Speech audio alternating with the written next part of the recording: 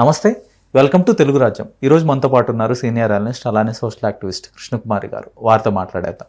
Madam నమస్తే. నమస్తే madam, Shabad అనే ప్రాంతంలో ఈరోజు ఒక చాలా సంచలనాత్మకమైన ఘటన చోటు చేసుకుంది. ఒకే వ్యక్తి 6గురిని చంపటం, అంటే అతను ఒక మైనర్ బాలిక వెనక పట్టడం, వాళ్ళు కేసు పెట్టడం, తర్వాత ఆ బాలికతో పాటు ఆ తల్లిని, తర్వాత వాళ్ళ అమ్మమ్మని, ఆ పాప అమ్మమ్మని, తర్వాత ఇంటికి వచ్చి అతని భార్యని, అతని సొంత భార్యని, అలానే పిల్లల్ని కూడా కడతీర్చిన ఘటన చాలా సంచలనమైంది, చాలా భయభ్రాంతులకు గురి చేస్తుంది.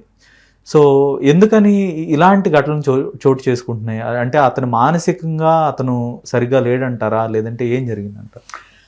మానసికంగా ఎలా ఉన్నాడు అనేది మనం తర్వాత మాట్లాడదామండి. ముందుగా మాట్లాడాల్సింది ఏంటంటే, ఈ కేసులో ఈ ఘటన జరగటానికి పోలీసుల నిర్లక్ష్యం కొట్టొచ్చినట్టు కనిపిస్తుంది. ఓకే.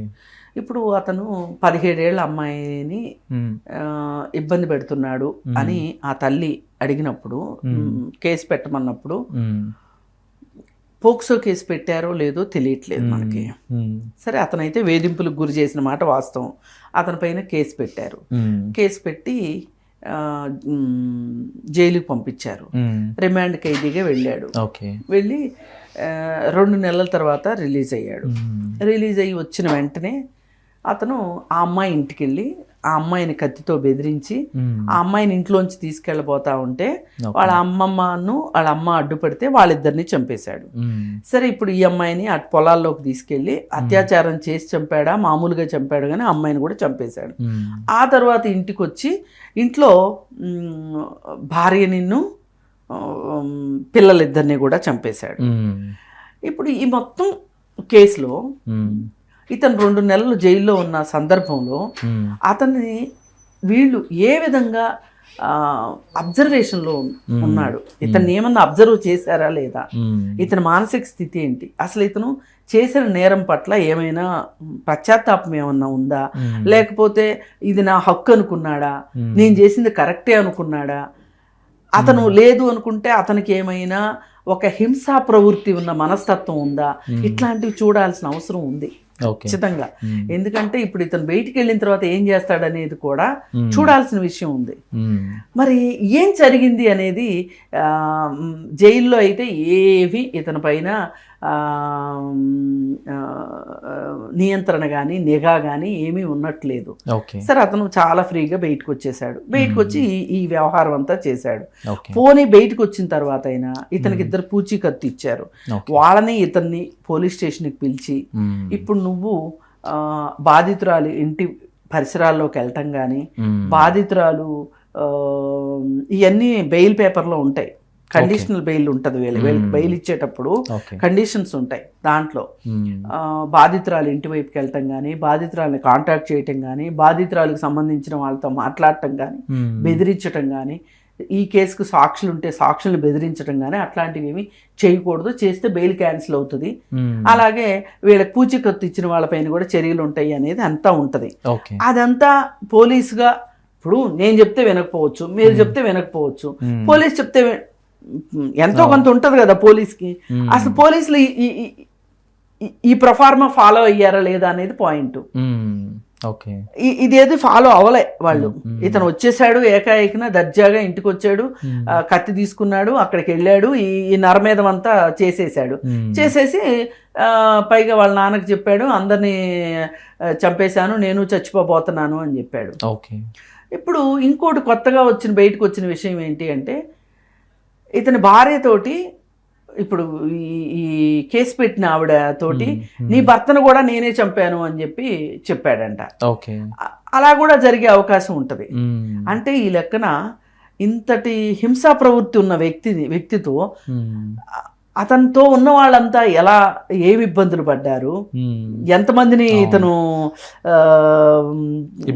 ఇబ్బంది పెట్టాడు, అలాగే భార్య పరిస్థితి ఏంటి, పిల్లలు, బహుశా ఆ అమ్మాయిని నేను పెళ్లి చేసుకుంటాను, నువ్వు మాట్లాడటానికి వీల్లేదు అనే ఒక చర్చ ఏదైనా భార్యతో చేశాడా? ఆమె ససేమిరా ఒప్పుకోపోతేనే అక్కడికి వెళ్ళి వాళ్ళని చంపేసేసి ఇక్కడికి వచ్చి వీళ్ళని చంపాడా? ఇతను అసలు అతని మానసిక పరిస్థితి ఏంటి అనేది తేలాల్సిన అవసరం ఉంది ఖచ్చితంగా. సరే, ఈ కేసు జరిగింది కదా, ఇలా జరిగింది. ఓకే. ఇప్పటికైనా పోలీసులు నిద్రలేసి జైలులో ఎవరైనా సరే, ఏ పోక్సో కేసులో కావచ్చు, లేకపోతే మహిళలపైన ఇలాంటివి చేసిన వాళ్ళని ఎవరినైనా సరే, వాళ్ళని జైల్లోనే బెయిల్ పైన రిలీజ్ చేసే లోపే వాళ్ళ పైన ఒక ప్రత్యేక శ్రద్ధ పెట్టాలి, పెట్టి వాళ్ళతో మాట్లాడాలి. అసలు వాళ్ళ మనస్తత్వం ఏంటి? ఇప్పుడు ఒక నేరం చేశాడండి, నేరం చేయటానికి రకరకాల కారణాలు ఉండొచ్చు. కొన్ని లెజిటిమేట్ రీజన్స్ కూడా ఉంటాయి, కొన్ని ఇల్లెజిటిమేట్ రీజన్స్ ఉంటాయి, కొన్ని మానసిక పరిస్థితుల వల్ల ఉంటాయి. అది ఏంటి, ఏ కేటగిరీలో ఉన్నాడు ఇతను? ఇతను బయటికి వెళ్తాడు, మళ్ళీ బెయిల్ అయితే వస్తుంది కదా, బెయిల్ అనేది రైట్ కదా, ఏదో ఒక రోజు బయటకు వస్తాడు కదా. బయటికి వెళ్ళాక ఇతను ఎలా ఉంటాడు బయట ప్రపంచంతో? ఇదే కొనసాగిస్తాడా, లేకపోతే జరిగిన దాన్ని పశ్చాత్తాపంతో అతను ఒక సత్ప్రవర్తన చూపిస్తాడా అనేది చూడాలి కదా. ఇది జరగాల్సిన అవసరం ఉంది. ఇప్పుడు మనకి ఒక్కొక్కసారి అండి జరిగిన సంఘటనల వల్లే మనం ఏం చెయ్యాలి అనేది కూడా తెలుస్తుంది. ఇంతకు ముందు ఇలాంటి అవసరం పడి ఉండకపోవచ్చు బహుశా. ఇప్పుడైనా సరే పోలీసులు మేల్కొనాలి. ఇవి సంస్కరణలు ఎప్పటికప్పుడు మనం, ఇప్పుడు ఖైదీలు మనస్తత్వాలు కూడా అర్థం చేసుకోవాలి, పరీక్షలు చేయాలి. నేరస్తుల మనస్తత్వాన్ని కూడా మనం కనిపెట్టాలి. ఇప్పుడు ఈ రోజుకి చెప్తే సిగ్గుచేటు, ఒక నేరస్తుడి మనస్తత్వం కనిపెట్టడానికి మన దేశ కాలమాన పరిస్థితుల ప్రకారంగా స్టడీ చేయడానికి ఇంతవరకు స్టడీలు లేవండి. మనం ఇప్పటికీ వేరే దేశాల్లో, యూరోప్ లోనో అమెరికాలోనో వాళ్ళు ఏవైతే పద్ధతులు పాటించారో ఆ పద్ధతుల ద్వారానే మనుషుల్ని అసెస్ చేస్తాం. ఇప్పుడు ఖచ్చితంగానండి జైలుకి వెళ్ళిన వ్యక్తిని ఎవరినైనా సరే, తను రిమాండ్ ఖైదీగా వెళ్ళినా సరే, అతని పర్సనాలిటీ అసెస్మెంట్ జరగాలి. లేని పక్షంలో మళ్ళీ సమాజంలోకి వచ్చి మళ్ళీ అదే క్రైమ్ చేస్తారు. ఇప్పుడు నేను షీ టీమ్స్ అఫెండర్స్ కౌన్సిలర్ గా పనిచేసిన రోజుల్లో నేను ఏ మాత్రం అవసరం ఉంది అని అనిపించినా సరే నేను ఖచ్చితంగా సైకాలజిస్ట్ దగ్గరికి పంపేదాన్ని. పంపి అక్కడ పర్సనాలిటీ అసెస్మెంట్ చేయించుకుని వాళ్ళు నాకు రిపోర్ట్ ఇస్తే గానీ నేను వాళ్ళకి ఓకే సైన్ పెట్టేదాన్ని కాదు. కానీ ఇలాంటి అవగాహన ఎవరిలో ఉండదు సహజంగా. అసలు సైకియాట్రిస్ట్ అవసరం ఉంది, నేరస్తుల్ని అసెస్ చేయాలి, సైకాలజిస్ట్ అవసరం ఉంది అనేది మనం అసలు మన సిస్టమ్ లోనే అది లేదు. అది అడాప్ట్ చేసుకోవాల్సిన అవసరం ఉంది. ఇప్పుడు ఈ రోజుకి నేను ఎవరెవరినైతే అట్లా సైకాలజిస్ట్ దగ్గరికి పంపించాను, ఆ అసెస్మెంట్ చేయించాను అవసరం ఉంది అని, వాళ్ళంతా ఈ రోజుకి నా కాంటాక్ట్ లో ఉన్నారు. ఆ రోజు మీరు ఆ పని చెయ్యకపోయి ఉంటే గనక ఇవాళ మా జీవితాలు ఎలా ఉండే కాదని. ఒకళ్ళిద్దరైతే యుఎస్ లో కూడా సెటిల్ అయ్యారు, ఇక్కడ మంచి మంచి ఉద్యోగాల్లో సెటిల్ అయ్యారు. ఇప్పుడు షీ టీమ్స్ విషయంలో కూడా ఒకసారి ఒక చిన్న పొరపాటు చేయటం వేరు, ఆ పొరపాటుని లాగి పీకి మళ్ళీ మళ్ళీ పొరపాట్లు చేయటం వేరు. ఆ చిన్న పొరపాటు చేసిన వాళ్ళని మనం మాట్లాడి పంపించేయచ్చు, కానీ కాస్త లాగి పీకిన వాళ్ళు ఉంటారు చూసారా, వాళ్ళని ఖచ్చితంగా పంపించాలి. పంపిస్తే ఏమవుతుంది అంటే వాళ్ళ గురించి వాళ్ళకి అర్థమవుతుంది, అరే నేను ఇట్లా చేయకూడదు కదా అని.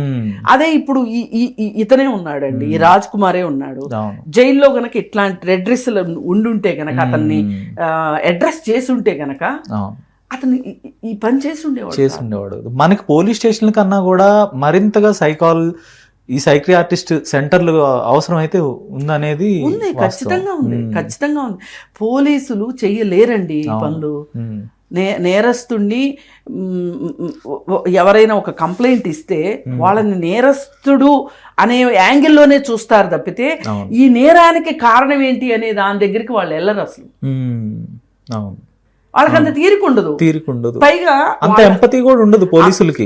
పైగా వాళ్ళ ఇంట్రెస్ట్ ఎంతసేపు రియల్ ఎస్టేట్ గొడవలు, పంచాయతీలు తీర్చడం, లేకపోతే హై ప్రొఫైల్ కేసులు తీసుకోవటం, వాటిల్లో ఉండే ఇంట్రెస్ట్ ఈ కోణంలో వాళ్ళు అసలు వెళ్ళరు. అందుకే